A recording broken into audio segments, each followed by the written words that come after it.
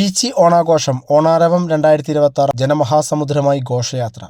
പാണഞ്ചേരി ഗ്രാമപഞ്ചായത്തും പീച്ചി DMCയും സംയുക്തമായി സംഘടിപ്പിക്കുന്ന പീച്ചി ഓണാഘോഷം ഓണാരവം 2026 ആരംഭിച്ചു.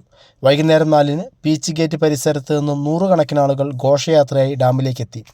വർണ്ണ ബലൂണുകളും തോരണങ്ങളും വർണ്ണക്കുടകളും വഹിച്ചുകൊണ്ടുള്ള ഘോഷയാത്ര പുത്തൻ അനുഭൂതിയായി. തുടർന്ന് പവലിയൻ പരിസരത്ത് നടന്ന പൊതുസമ്മേളനം ഒല്ലൂർ MLA K. രാജൻ ഉദ്ഘാടനം ചെയ്തു. മനുഷ്യർക്ക് പരസ്പരം കൂടിച്ചേർന്നിരിക്കാൻ കഴിയുന്ന ഒരവസരങ്ങളും നഷ്ടമാകാതിരിക്കാൻ നാം ശ്രദ്ധിക്കണമെന്നും ഓണം അതാണ് ഓർമ്മപ്പെടുത്തുന്നതെന്നും MLA പറഞ്ഞു.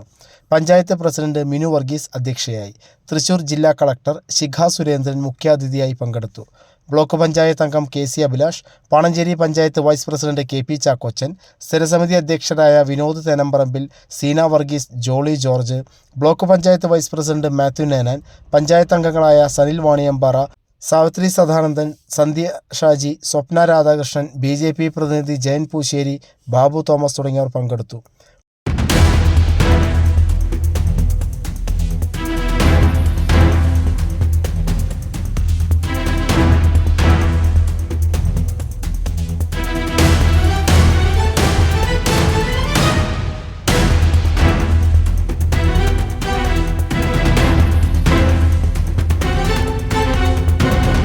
നേരത്തെ സ്വാഗത പ്രസംഗത്തിൽ വൈസ് പ്രസിഡന്റ് സൂചിപ്പിച്ചതുപോലെ ഓണത്തിന് പ്രത്യേക മതമില്ല, ഓണത്തിന് പ്രത്യേകിച്ചു ജാതിയില്ല, ഓണത്തിന് പ്രത്യേകിച്ചു രാഷ്ട്രീയമില്ല.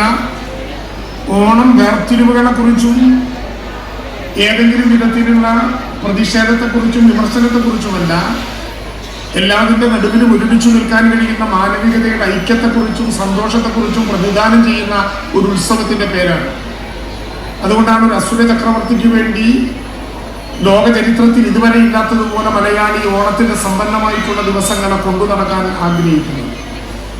നാം പഴമയിലേക്ക് തിരിച്ചു പോകണം എന്നല്ല ഞാൻ പറഞ്ഞു വയ്ക്കുന്നത്, പക്ഷേ പഴമ നമുക്കുണ്ടായി മതിയാകും.